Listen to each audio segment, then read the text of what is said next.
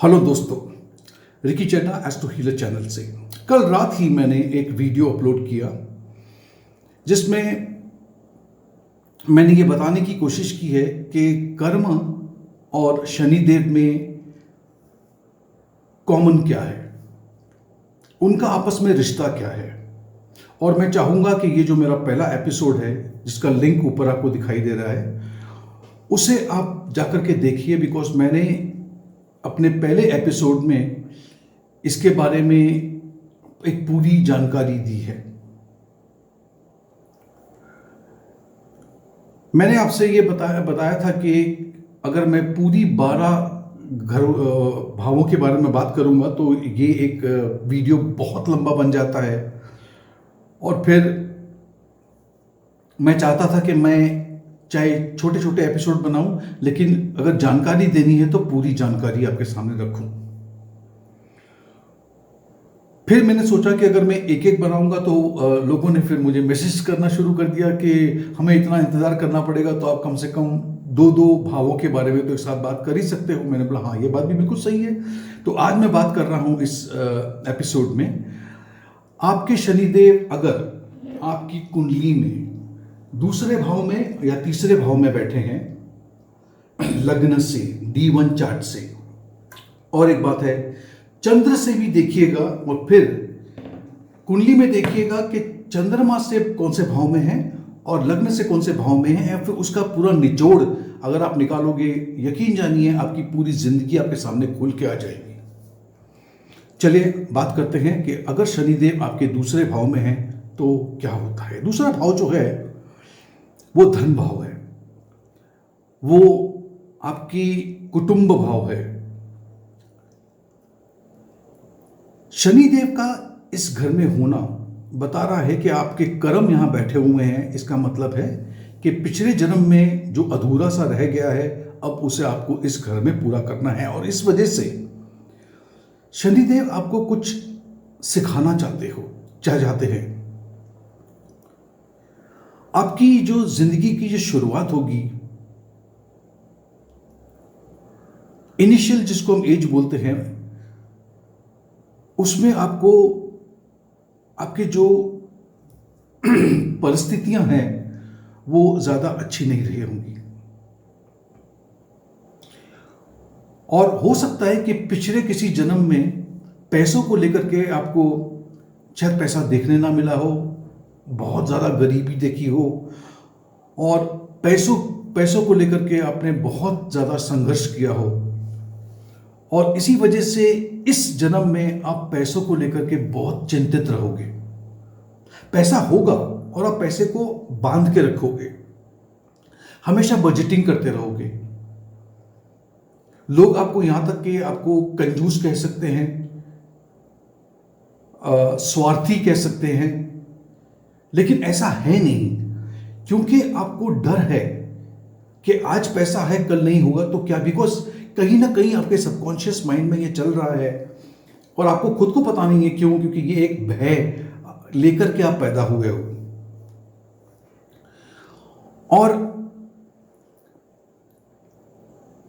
क्योंकि ये आप में भय है, इसलिए आप हमेशा आपकी जद्दोजहद, आप पैसों के पीछे भागते रहोगे। लेकिन 36 साल की उम्र के बाद जब शनिदेव पूरी तरह से मैच्योर हो जाते हैं, फिर आप देखोगे कि आपकी जिंदगी काफी कम पैसों को लेकर, सबको लेकर बहुत कंफर्टेबल हो गई है। इसके बावजूद भी आपकी जिंदगी बहुत सूखी, ड्राई रहेगी, क्योंकि आप कुटुंब से अलग होंगे, मतलब उनके बीच में रहते हुए भी आप उनसे अलग हो जाओगे, अलग रहोगे। दोस्त भी बहुत गिने चुने आपके जिंदगी में होंगे। और जैसे कि मैंने आपसे कहा कि पिछले जन्म के कुछ ऐसी बातें हैं जहां पे आपने इतनी ज्यादा गरीबी देखी होगी कि अब आपको पैसों को लेके डर सा बैठ गया है। लेकिन इसका उपाय क्या है? इसका उपाय यह है कि अगर आपको इस जीवन में खुशी देखनी है, खुश रहना है, तो आपको चीज़ों को बांटना सीखना चाहिए, यानी कि आप शेयर करना सीखिए। और सिर्फ ये पैसों की बात नहीं है, अपनी खुशियाँ, अपनी चीज़ें, आप वो कहते हैं ना कि अपने जेब में पड़ी हुई एक पेन भी किसी के साथ में साझा करने के लिए 2 बार सोचोगे। एक और उपाय है कि नहाते वक्त बाथरूम में आप अगर जोर जोर से गाना गाओ, बड़ा विचित्र लगेगा आपको, लेकिन ये भी एक उपाय है। या तो फिर आप घर के बाहर पैदल चलो, जहाँ पे बहुत घने जंगल हैं, और पेड़ों के बीच इसमें रहोगे तो भी आपको इस चीज से थोड़ा सा इसका समाधान हो जाएगा। आपको जिंदगी कितनी खूबसूरत है उसको समझना होगा, कोशिश करनी होगी। अगर आप ऐसा करते हो तो फिर आपका जो ये भय है पैसों को लेकर के वो कम हो जाएगा। पैसा जरूरी है, इसमें कोई दो राय नहीं है लेकिन पैसा सब कुछ है ऐसा भी नहीं है। तो इन चीजों पे आप काम कीजिए, आपकी जिंदगी में काफी बदलाव और ठहराव आ जाएगा।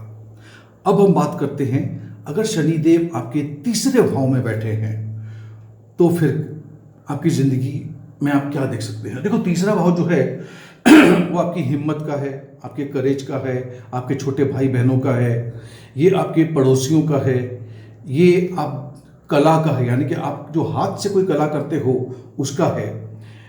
छोटी मोटी यात्राएं जो होती है, शॉर्ट डिस्टेंस ट्रेवल बोलते हैं, उसका है।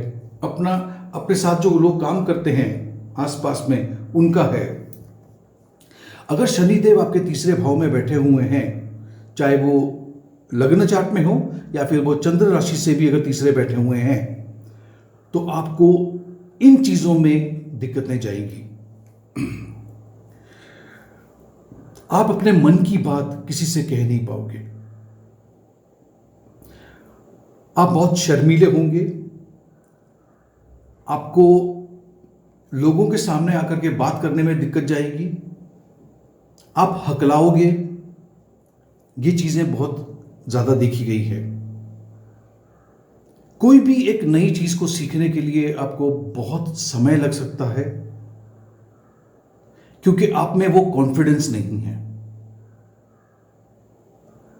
आपको लोगों के बीच में जाकर के, उनके साथ बैठ कर के अपने मन की बातें क्या है कहना, ये बहुत जरूरी है।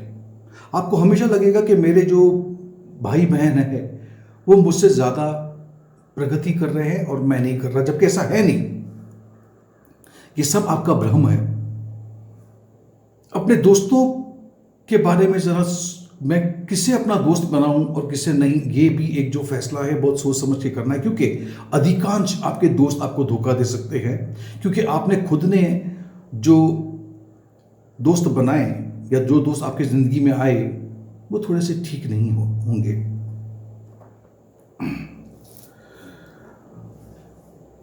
जिंदगी में चाहे कोई भी कार्य कर रहे हो, देखिएगा कि क्या वो सही हो। कोई भी गलत काम में हाथ मत डालिएगा। मैंने ये भी देखा है कि तीसरे घर में शनिदेव हो तो उस व्यक्ति को सुनने में और बोलने में दिक्कत जाती है। हो सकता है कि आपको कान से कम सुनाई देता हो और बोलने में भी आपको सोच सोच के या हकला हकला के आप बोल सकते हो। आपको यात्रा करना बिल्कुल पसंद नहीं आएगा। आप यात्रा करनी है ये सोच करके ही आपको परेशानी हो जाती है। शनिदेव का तीसरे घर में बैठना ये बताता है कि पिछले जन्म में इन्हीं सब चीजों से या इन सब चीजों का आपने गलत इस्तेमाल किया है और इसी वजह से आप इस जन्म में उस चीज को लेकर के दंडित हो रहे हो। अगर आपने, मैं आपको उपाय बता रहा हूं, अगर आपको इन चीजों का उपाय करना है तो इन जो चीजों में से कोई भी एक चीज, यानी कि बोलना सीखो, अपने भाई बहनों को अपने से या अपने आप को उनसे कम समझना ये बंद कर दो। कोशिश करो कि कोई भी चीज़ अगर आप सीखने जा रहे हो तो उसमें पूरी शिद्दत से काम करो। और एक बात है, ये इन सब बातों को सुन करके अगर आप हताश हो चुके हो तो मैं आपको एक खुशखबरी सुनाता हूँ। ये सब कुछ आपके जीवन में सिर्फ 36 साल तक ही रहेगा। उसके बाद में अचानक से जब सैटर्न मैच्योर होंगे, ये सब एरियाज में आप खुल के बाहर निकलोगे। और आप देखना, जिनकी उम्र इससे ज़्यादा है वो मेरी बात को समझ पाएंगे कि इस उम्र में जाकर के मैंने इससे बाहर निकला हूं। मैं ये कोशिश करके देखो कि ये बात सही है या नहीं है।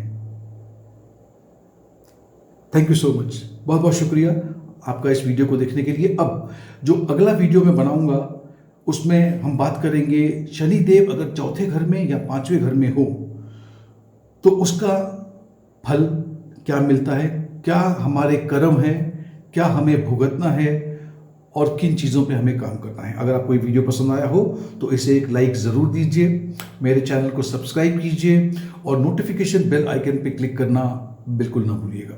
बहुत बहुत शुक्रिया।